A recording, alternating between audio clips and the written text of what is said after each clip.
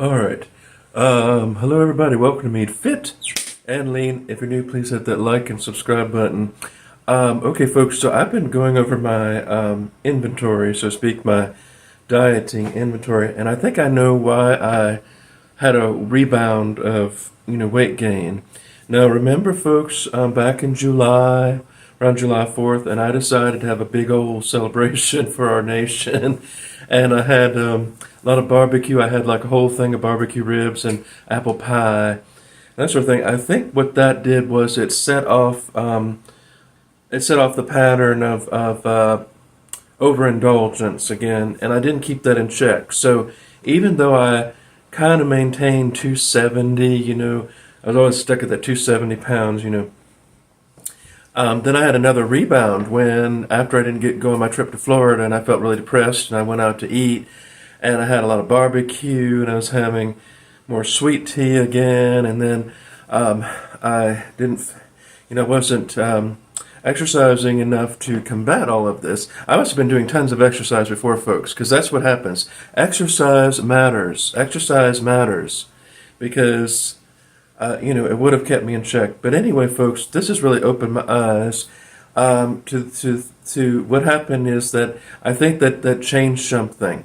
I was doing pretty well on my lowish carbish diet, keeping my carbs pretty low, and I was doing pretty good on all of those things.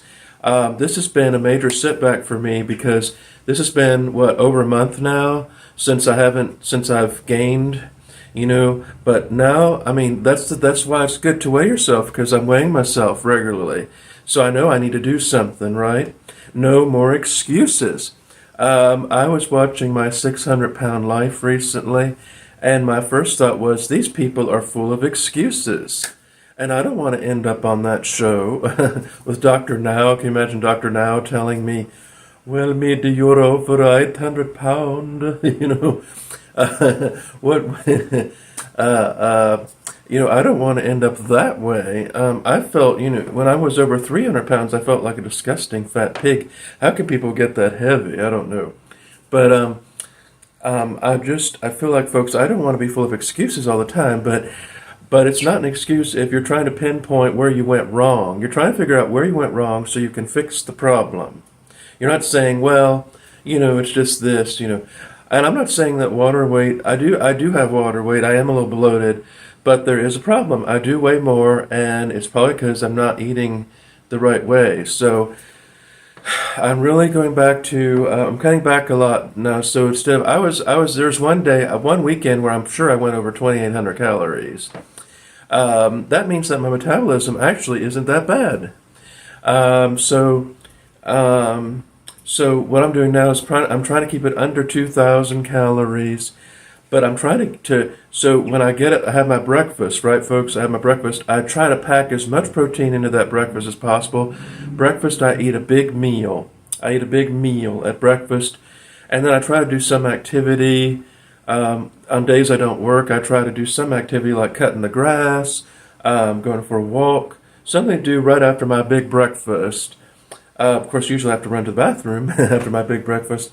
But I don't want to get to the point, folks, where, I was at one point where I was like, do I have to get up the enemas again and just use my enemas? Because I wasn't able to go to the bathroom. When I get up, I don't go to the bathroom. I just can't. But anyway, folks, no more excuses from me. I think that when what I did on July 4th was over a month ago. That set the precipice for all of this. That set the precipice for not doing well on my weight loss. And it's not that you can't celebrate every now and then, but I'm too early in the game, okay? Because when you change your muscle to fat ratio, which is the whole point of what I'm trying to do, I'm not just trying to lose weight, I'm trying to change my muscle to fat ratio. It's a very hard thing to do. But when you do that, you can actually get away with messing up a little bit here and there. So if you want, like, you could even eat half a cake or something. I'm not saying I would do that, but you could mess up. But if you're nothing but muscle fat ratio, you're like 80% muscle or whatever. I don't know what the figures would be. a 12% body fat, let's just say, you can get away with that because muscle burns more calories. But when you're where I am, 30 plus percent body fat, I can't get away with messing up as much. I have to be much more strict in this beginning. And the reason I only lost 20 some pounds in the first year is because I wasn't being strict enough with my diet. Now, granted, I've maintained, I've been doing pretty well otherwise, but I've been too lax on that. And it opened up my eyes when I was watching my 600-pound life and these people, just excuse after excuse after excuse, but no real commitment until it's too late, and these people end up trying, and then they end up dropping dead of a heart attack at 45 because they ate themselves to death.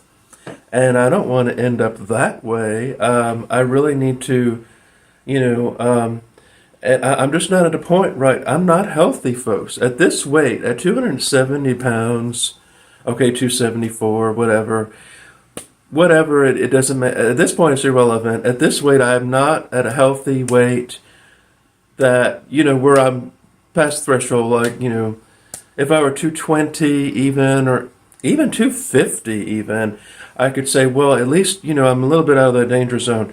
But I'm not out of the danger zone of risk of diabetes, heart attack, stroke.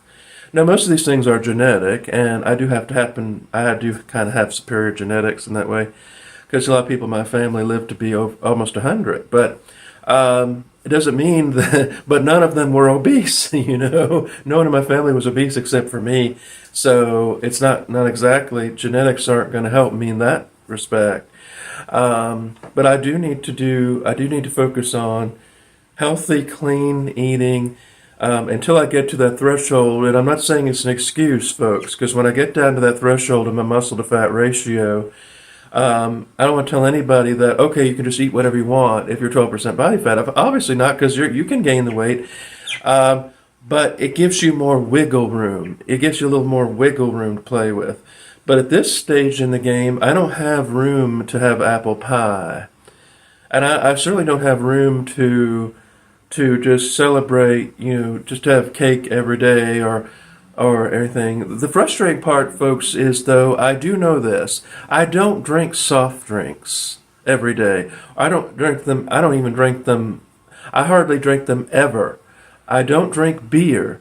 They say, oh, just cut out beer, you'll lose 10 pounds. I don't do that already. So that's the frustrating part, is I don't do half the things the easy things they tell you to do. I don't do them already.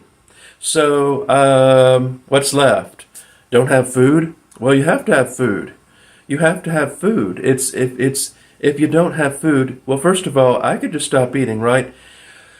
If I do that, I would have to take tons of supplements because you need vitamins and minerals that you get from food that you can't, it's hard to get them synthetically, or, you get them through food. So I could take a whole bunch of supplements and not eat, but it's not recommended. I mean, my hair might fall out. I might, get other health issues that way.